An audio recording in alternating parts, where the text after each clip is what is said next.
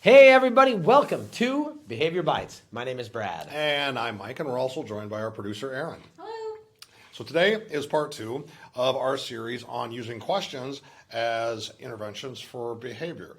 And we're going to focus today on diffuser type questions. Yeah, so this is all about power struggles, right, you guys? So when you find yourself in a situation with a student who really wants to engage you in an argument or in a debate, we're going to ask questions to diffuse that situation. Yeah, and we all know that kid, that one kid that's, it almost seems like their favorite part about school is being able to fight with the teacher, to engage with that teacher, and just that kind of power struggle they really and some of them are really good at it, right? Yeah. Mike, talk about why that's so important. So if a student's trying to engage in that power struggle, they want a back and forth. They're expecting a back and forth. That's what they see in their mind happening.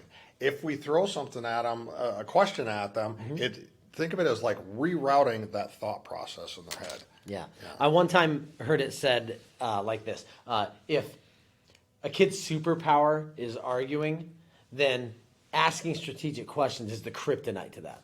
Yeah, that's a great analogy on that one. So let's do an example here. So pretty classic scenario, a kid that is ready to kind of just go at it with you a little bit, and they can say, "This is stupid." We've all heard that. Yeah.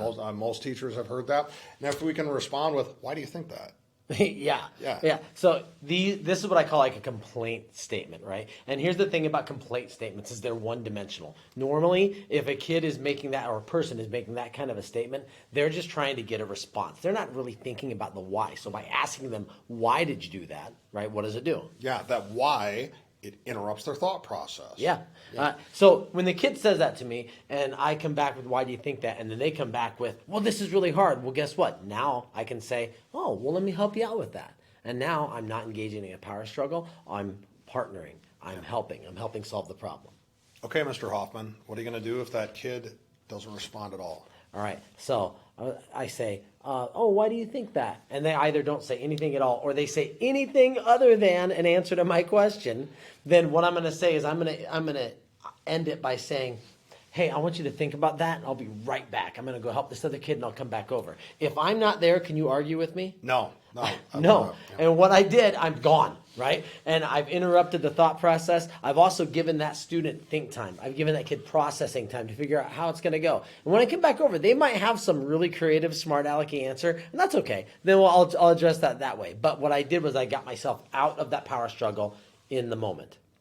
Yeah, I think it's great. Now, we used a pretty specific example here, but sort of that pattern and that flow of that, it works for any of those kind of challenging statements. I don't like school, you're the worst teacher ever, or any of those kids that will always find something to argue about with the content you're doing. This works really, really good in all of those situations. Yeah.